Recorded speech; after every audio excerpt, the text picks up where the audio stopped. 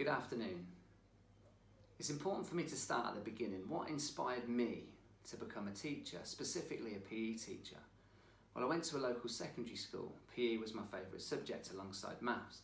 My PE teacher was a great bloke, really well respected by his students. But more than that, his passion and infectious enthusiasm for his subject made it impossible to not enjoy his lessons.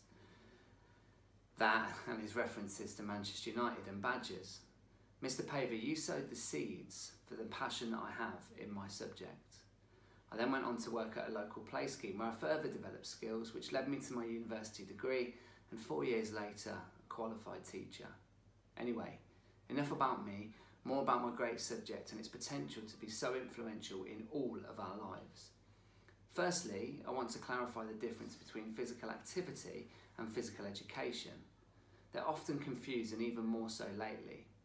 AFPE, the Association for Physical Education, defines physical activity as a broad term referring to bodily movement that uses energy. So sport, exercise, gardening, indoor and outdoor play, basically anything. PE, on the other hand, is the planned progressive learning that takes place in the school curriculum. Broadly speaking, learning to move, so young children and their physical capabilities, and moving to learn, learning with a range of movements. It's also important to think about school sport and the contribution that that can have, and that takes place, the learning that takes place in the extracurricular, outside of the curriculum time. Now Joe Wicks, in lockdown, and more on him later, has done some great things, but it's important to recognise the difference between physical activity and physical education. Physical education is a statutory national curriculum subject, which means that the government expects it to be delivered at every key stage. This suggests that they value it alongside the other statutory subjects such as English and maths. Further, ring-fence funding in the primary school sports premium suggests that they do want to improve the lives of young people when it comes to physical education, and this is really, really positive. Now, physical education has evolved so much in the last 20 years. Ask many older people for their memories of PE and you'll likely get a response along the lines of cross-country, or a reference to the fact that the people that were good at sport were the ones who were good at PE. Today's curriculum has very few similarities to that. More and more departments up and down the country take a look at this in more detail and look at the development of the whole child. Taglines such as physical, emotional, social, head, heart, hands are more prevalent, and this is broadening those skills and respecting the softer skills that PE can deliver that may have previously been overlooked. I want you to think for a second.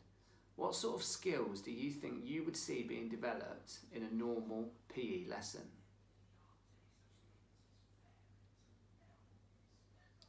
Now I imagine that you probably thought of how to throw something, how do you kick, or a forward defence in cricket.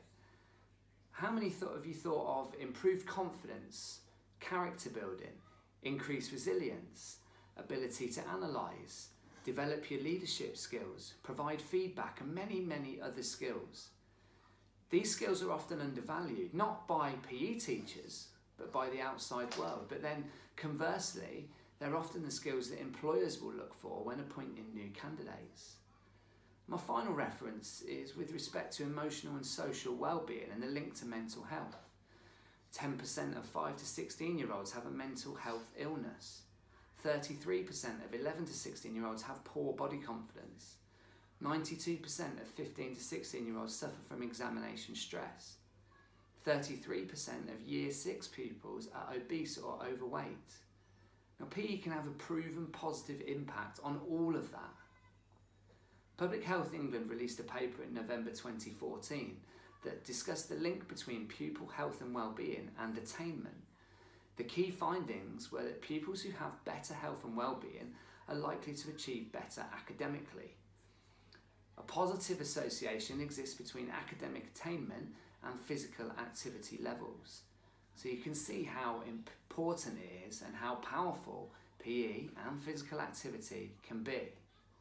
So I ask you this, why is PE often marginalised in school or an at-risk subject?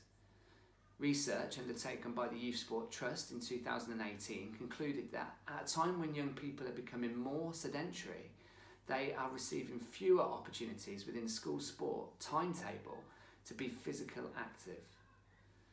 A spiralling downward trend in the number of core PE minutes offered for young people in school sport. They've seen a 20% reduction in minutes in the last 5 years at Key Stage 3 and a 38% reduction in available minutes for core PE in the last 5 years at Key Stage 4. Why? What are the reasons? Increased pressure on schools to deliver academic results is likely, the core subjects receiving more time. Budget cuts, often out of the hands of the schools themselves, potentially lead them to reducing the size of their PE department, which in turn lowers curriculum time. 97% of teachers surveyed suggested that they felt that PE could be more valued in their school. For all of these reasons, it's vital that we understand that we have the power to impact change. COVID-19, PE in and out of the lockdown. Obviously, there are many problems to the situation that we currently find ourselves in. But one of the positives, especially in the early stages, was the increased spike in the number of people exercising daily. In turn, this changed many perceptions of exercise and activity for the better. Joe Wicks sees an opportunity to provide daily HIIT sessions. And while his sessions were not always age appropriate, the engagement in physical activity cannot be ignored. PE and its decision makers have a great opportunity to build on this momentum post-lockdown. The general public of all ages in many cases have realigned their perceptions of physical activity and physical education and its benefits. And PE must seize this opportunity, a chance to remodel, a chance to look at what you've previously done and make changes. Some schools are talking of the potential for PE every day. Many questions are asked, and quite rightly, about how PE will change in the near future and the not so distant future.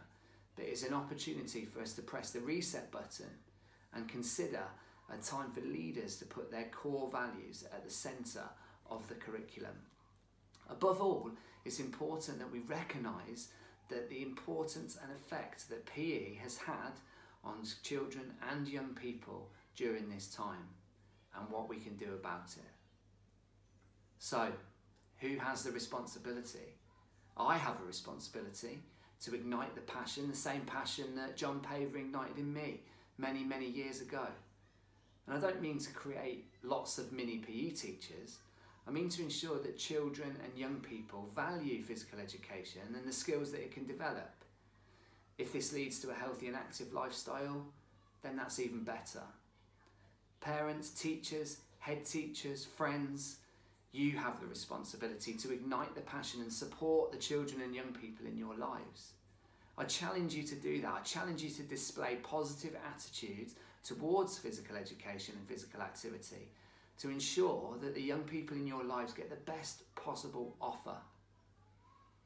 So finally, I want you to consider your preconceptions and maybe misconceptions of my subject and make me this promise. Next time you consider physical education, remember above all, do not underestimate the power of PE. Thanks for listening.